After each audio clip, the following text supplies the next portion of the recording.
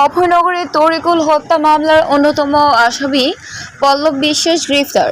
বিস্তারিত থাকছে সহকর্মী আমিনুর রহমানের প্রতিবেদনে। যশোরের অভয়নগরের উপজেলার বহুল আলোচিত কৃষকদল নেতা তরিকুল ইসলাম হত্যা মামলার অন্যতম পলাতক আসামি পল্লব বিশ্বাস সুদীপ্ত গ্রেফতার হয়েছেন। আসামি পল্লব সোমবার 23 জুন রাতে যশোর জেলা গোয়েন্দা শাখা ডিবি পুলিশের একটি বিশেষ অভিযানে তাকে মনিরামপুর উপজেলার সুজাতপুর এলাকা থেকে গ্রেফতার করা হয়। অভিযানটি পরিচালনা করে ডিবি যশোরের অফিসার ইনচার্জ মোহাম্মদ মঞ্জুরুল হক ভূঁইয়া, এসআই অলোক কুমার দে, এসআই শিবু মণ্ডল এবং সঙ্গীয় ফোর্স ঋতু পল্লব বিশ্বাস। সুজাতপুর গ্রামের পরিতোষ বিশ্বাসের ছেলে।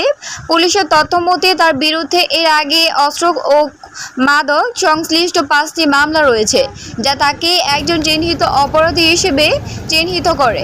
ডিবি পুলিশ গ্রেফতারের পর পল্লব বিশ্বাসকে আদালতে হাজির করলে তিনি তরিকুল ইসলাম হত্যা মামলায় স্বীকারোক্তিমূলক জবানবন্দি প্রদান করেন। তার এই জবানবন্দির মধ্য দিয়ে মামলাটি তদন্তে নতুন মোড় এসেছে বলে জানা গেছে। উল্লেখ্য, নোয়াপাড়া পৌর কৃষক দল সভাপতি তরিকুল ইসলামকে ঘিরে রাজনৈতিক দ্বন্দ্বের সম্পর্কিত বিরোধ ও পূর্ব শত্রুতার জের ধরে হত্যা করা হয় বলে স্থানীয় সূত্রগুলো জানিয়ে আসছে।